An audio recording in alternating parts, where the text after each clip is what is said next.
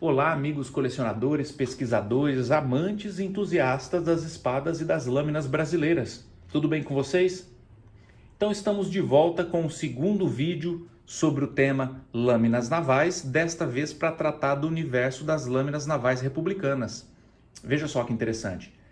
Para quem não viu o nosso primeiro vídeo, fica aqui o convite, vai aparecer aqui nesse cantinho o tag do vídeo que nós tratamos do universo das lâminas navais imperiais, né? Nós até denominamos o amplo e genérico universo das lâminas navais imperiais, porque a legislação era muito ampla. Então, da mesma forma, a gente selecionou alguns modelos que atendesse o disposto nos regulamentos, mas que fique bem claro que esses modelos não são os únicos e tampouco encerram a abordagem e a discussão sobre o tema. Mesmo porque é uma variação muito grande de modelos de mesma espada, não é isso? Muito bem. Continuando então. Para iniciar a nossa análise, eu preciso remover esse cara aqui. Por quê? Considerando a primeira legislação genuinamente republicana, aquelas que contemplam peças fabricadas para atender o novo regime. Então aqui a gente vai deixar de fora as peças de transição. Nós temos a famosa espada de punho preto e guarnições douradas, espada de oficial. A gente tem que considerar que a última década do século XIX, que é quando nasce a legislação que vai criar essa espada, em 1894, a força, a arma, né, a Armada do Brasil, era dividida em um estado maior e um estado menor. E para os oficiais, para o estado maior, essa era a peça disposta no regulamento. Então é uma espada de punho preto, de copo aberto, essa é a expressão que vai aparecer para as espadas de oficial, com ramos dourados de louro e carvalho, olha só.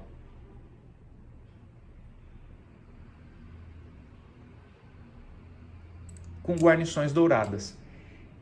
Muito bem, então para você que já coleciona, eu acho interessante isso. Para quem já pesquisa, já pode estar se perguntando, mas a espada de punho preto é de suboficial. Não é, porque o posto de suboficial só vai ser criado no Brasil na década de 30. Então, até 1931 especificamente, toda espada de guarnição dourada e punho preto era destinada ao Estado Maior, aos oficiais.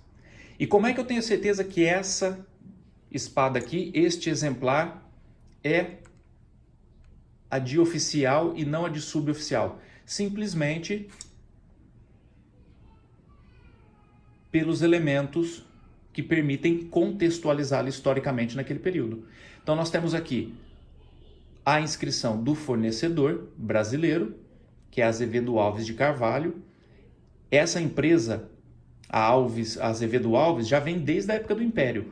Sob essa sociedade, sob esse quadro societário, se eu não me engano, ele é formado em 1889, pouco tempo antes da proclamação da República. Tanto é que a gente encontra, vai aparecer aqui no cantinho enquanto eu falo para vocês, um anúncio publicitário já sob essa nomenclatura.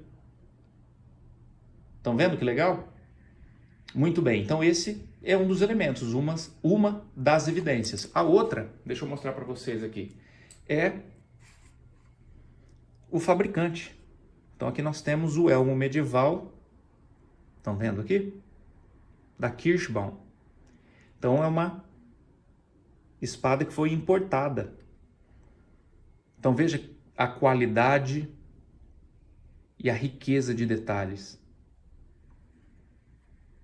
Vejam só, RF, porque éramos uma república federativa denominada Estados Unidos do Brasil. Este modelo em especial, o que o torna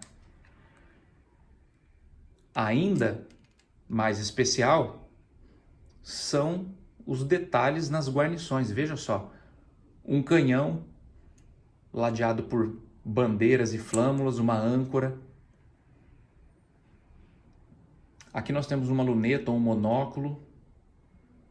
Aqui, vejam vocês, uma bússola com os pontos cardeais.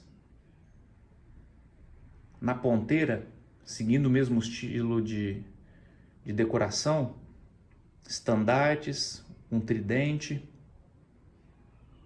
Veja que carga de detalhe.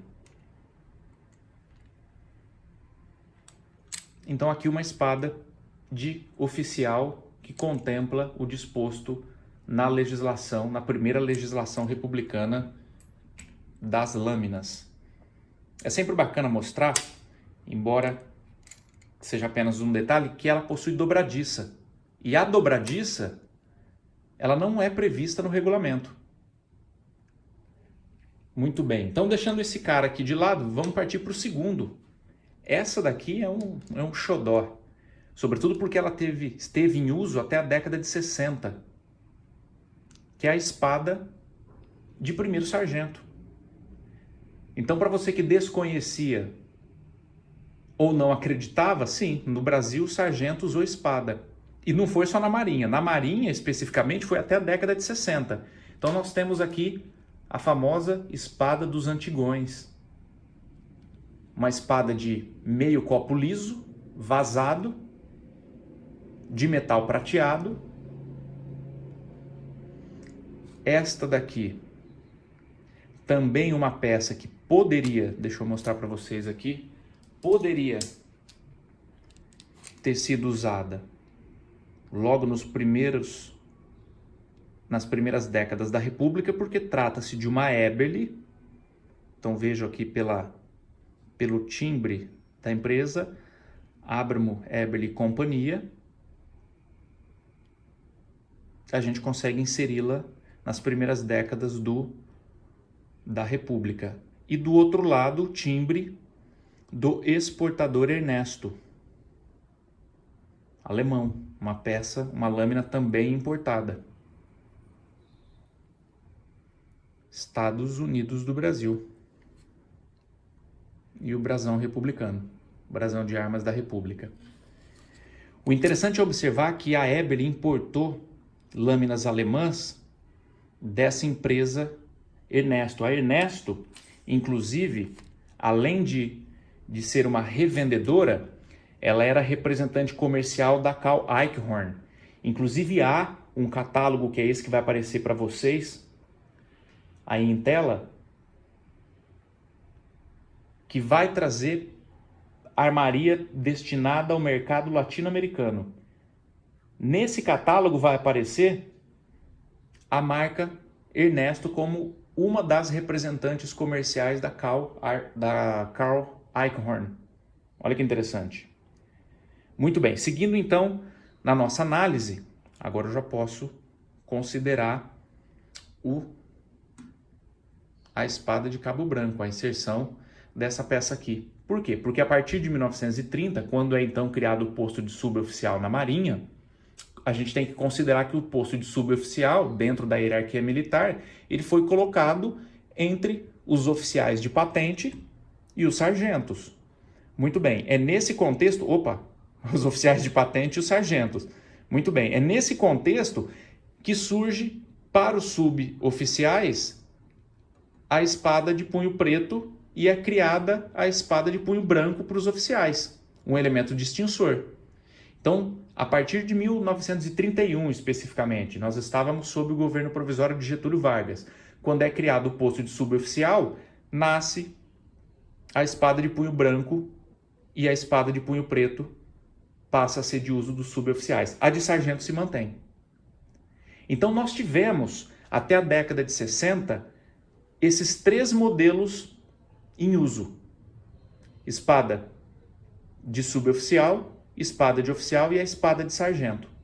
Tanto é que em 1941, na legislação lá no Plano de Uniformes para a Marinha do Brasil, vai constar a designação das três armas, e ela só vai desaparecer em 1966, quando então é extinto o uso da espada de sargento, vou tirar ela daqui, e é extinta também a espada dos suboficiais. E há a padronização do modelo de espada para os oficiais da Marinha, tanto para suboficiais quanto oficiais, de cabo branco. Viram só? Muito bem. O que é interessante a gente observar? Eu citei para vocês o catálogo da Eichhorn, que era exportado pela Ernesto. Veja que interessante, aqui nós temos uma espada de cabo branco. Então, observaram aqui que a corda naval se manteve tanto no bocal quanto na argola intermediária? Muito bem, então nós temos aqui uma espada de cabo branco. Portanto, a gente está falando de uma peça pós-década de 30, da década de 40 especificamente. Por quê? Porque ela é uma Eberle. Deixa eu mostrar para vocês aqui o detalhe. Veja a qualidade dessa lâmina. É impressionante. Estados Unidos do Brasil, a gente tem que considerar que até 1967 o Brasil era denominado Estados Unidos do Brasil. Nós passamos a ser uma república federativa a partir de 1967, com a Constituição de 1967. Portanto, quando foi extinto o uso em 1966, 5 de abril de 66, essa é uma peça que estava em uso. A partir de 1966, a gente vai encontrar peças nacionais sem os Estados Unidos do Brasil. Viram só? Significa que todas as armas, todas as peças, todas as espadas que tinham gravado Estados Unidos do Brasil caíram em desuso? Não, de forma alguma. Esse é um detalhe que pouco se observava. Muito bem. A análise nossa é sempre histórica, então a gente tem que fazer uma abordagem considerando contexto. E aqui eu cito para vocês o almirante Alexandrino Faria de Alencar. Inclusive existe o uniforme alexandrino. Muito bem, ele foi 3 vezes ministro da Marinha, vai aparecer aqui uma fotografia dele enquanto eu falo. Observem vocês a cor do punho do cabo da espada dele. Essa é uma fotografia publicada em 1926 no Almanaque da Marinha, né, em homenagem aos préstimos. Foi o ano que ele morreu, 1926. E o interessante, quando eu falo em análise de conjuntura, é a gente analisar esses elementos. O uniforme, que hoje pertence, né, o Alexandrino ao grupo 3, que é aquela jaqueta azul marinho com a calça branca, não existia, mas passou a existir a partir do momento que ele compareceu numa reunião ministerial vestido dessa forma. Como ele era o oficial mais antigo, ele criou o novo uniforme, que hoje pertence ao grupo 3. Então, para quem gosta desse tipo de assunto, consultem os discursos do Rui Barbosa, né, que tecia críticas severas ao almirante Alexandrino. É interessante. E um outro elemento, voltando para o catálogo que eu mencionei, aquele destinado ao mercado latino-americano, é que, observem aí na tela, esse catálogo é da década de 30. Ele foi publicado no ano de 1930, a primeira publicação.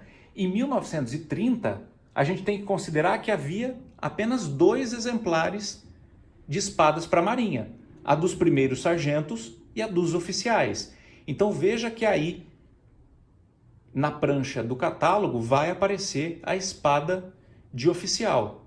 Porém, percebendo a criação do novo posto e a mudança, né, da cor dos cabos, a empresa colocou uma observação em cima do catálogo, na prancha original, inclusive em português, punho de celulóide branco. Perceberam? Então esses são alguns dos muitos exemplos, né, que a gente pode fazer comparações para que a gente não fique preso a determinados detalhes e desconsideremos outros, tá certo? Evidentemente que se a gente for consultar os catálogos à época, muitos deles não vão apresentar a espada de punho branco. Isso explica também, por exemplo, a quantidade muito grande ou significativa de espadas que nós encontramos produzidas aqui pela Eberle, cujos punhos foram pintados. Muitas, originalmente, eram pretas e foram pintadas de branco. E as que apresentavam punho branco para atender o novo posto, né, de suboficial, foram pintadas de preto. Tá legal? Então, espero que isso tenha trazido um pouquinho mais de esclarecimento sobre o tema. Espero que vocês tenham gostado. Curtam, compartilhem as nossas redes sociais e nos encontramos no próximo vídeo. Um abração.